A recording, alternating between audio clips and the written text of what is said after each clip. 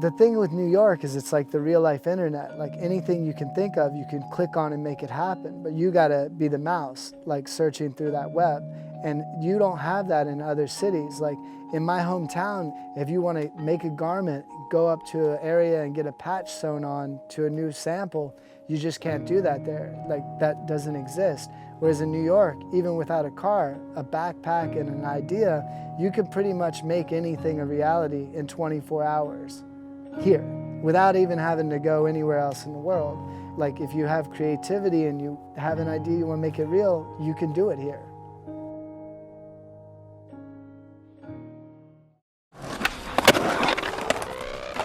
Hey, what if you fucking hit me in the head? What if's different? What if it's different? Why don't you stop then? What if our cars hit people at the same You time? fucking dope.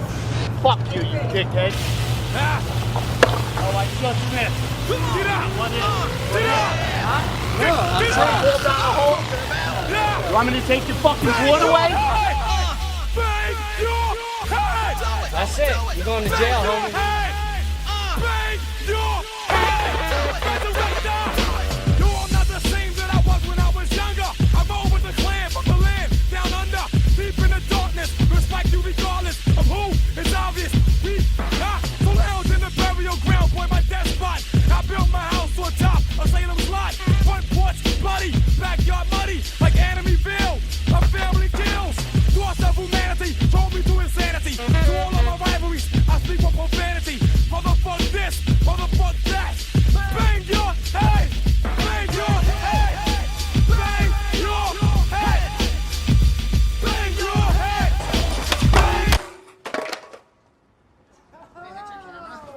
The first time what basically got me started skateboarding was I was sitting in my dad's car. He had like this old Cadillac, and it was like we're cruising down the street. I'm in the passenger seat, and I looked over and there was like these 4 kids all on skateboards. And I remember they were like standing still, but they were moving. And something about the fact that you weren't connected to it, but it was like you were standing still but moving.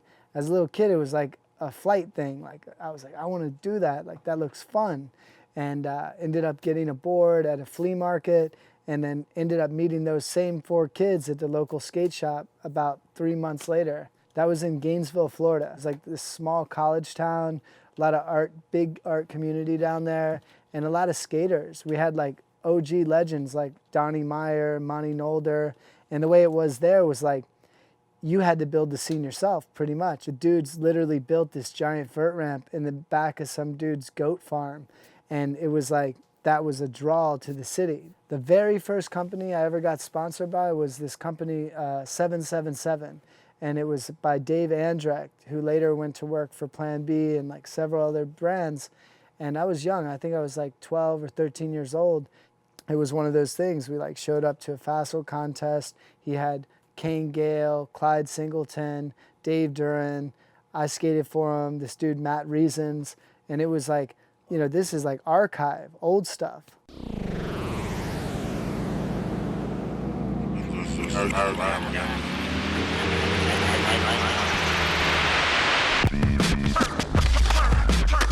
I guess it was about 2000, maybe 2001. I had been skating for Chapman Skateboards since like 1996, 1997. Zoo York came through Gainesville, Florida on a tour, and I had been going through some rough times and was living back there. I just moved back from Europe, was in Geneva and Switzerland for a while, and then in London. Things got carried away with drugs and all sorts of stuff, and had to, you know, get some help and then go back to Florida and live there. And so I'm living in Florida, I'm like working at this little hotel, skating like this tennis court area, and didn't think like anything would ever come of it. And those dudes came through, and Danny Supa was with them. We're skating, I'm showing them around, like kind of playing tour guide dude. And Danny was like, yo man, you should talk to Jeff, like try to get on, try to come with us on this trip up to New York. And that, like, I was like, yeah, fuck, I don't want to be stuck in this town for the rest of my life. Like, I would love to, like, let's rig it. So he talked to Jeff. Jeff's like, look, I'll give you a probation period. You can come with us on the trip and we'll see how it works out. And so I'm like, let's stop by this one spot. Let's hit this one handrail up before we leave. And it was at the Mason Temple, and it had this like cool symbol above it. I'm like, yo, we could get some flicks here. I crooked grinded a long time ago. Stoops, it was like, great day, broke my ankle before we even left the town. And it was obvious, like I went to Crooks the Rail, jumped off, and it was like fucked up, bad. And Zared was like killing the rail. And he's like, dude, I don't know if you can come. Like, you're obviously not gonna be able to skate the rest of the trip. And I'm like, please, like, this is my one chance. If I don't get out of this town, I'm never gonna get out. And so they let me ride with them, and then made it up to New York. Adrian Lopez from Rockstar Bearings hooked me up with a job and a place to live, working at the skate shop and living in his apartment. And that's how I got to New York. You know what I'm saying? My name is Harold Hunter. I'm from Moneymaker, Manhattan, born and raised, you know what I'm saying? The LES. Scared to die, people hate on me, you know what, fuck it. But I love them anyway, even though they hate on me, because I love them too. So, all right? When I first met with Harold, the very first time was like in 1996, like coming up to New York, just on a trip. And the dude was just, he was a funny dude, like very friendly, like didn't have like a sort of attitude like I'm a famous guy, actor, whatever. He just was a regular dude. And then on little trips back and forth to New York, we just vibed. We, you know, people thought we were both crazy. He'd be like, yo, Billy, you're not crazy. You're like fresh out the box. Like, fuck what these dudes think. Like, you just do you. And that's what he would always say. And that was something that kind of stuck forever, was like, it didn't matter. If you just did you, that's all that mattered. You weren't hurting anybody else, like, have fun with it. And so even though there would be weird beefs with like different people on the team, Harold was always the dude that was like pushing, like, come on, dude, like, why are you sleeping on this dude? Like, whatever, you know? So, you know, mad love to him. For me, with the Harold Hunter Foundation, I'll meet up with Jessica and kind of have ideas like, hey, let's work on this project. I used to do chaperoning the kids to Woodward and programming and that sort of thing. But now I just sort of meet up and say, hey, what about this would be a cool idea for Harold Hunter Foundation. The teacher of brotherly love is here, and we'll never forget him. So please, do your life, live it to the fullest, and don't trip, live, and love. Thank you, guys. Thank you. Thank you.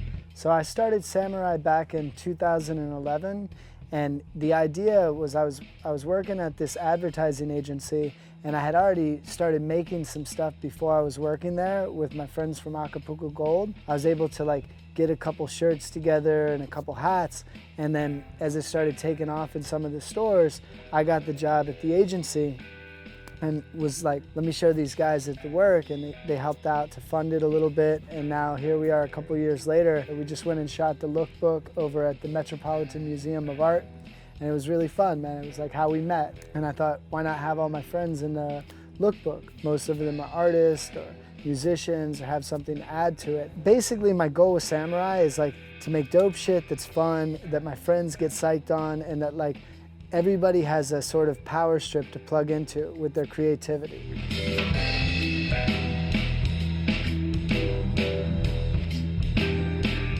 I mean, basically I would tell kids, like, have fun with it. Like, it doesn't matter if you get sponsored or not. Like, if you get $500, you could go print up some shirts with your friends and sponsor yourself. Skateboarding is a means to an end. You have access to tons of creativity. You don't have to be the best skater.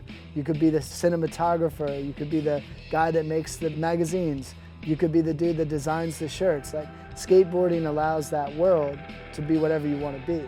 Skateboarding is just some way that you get there.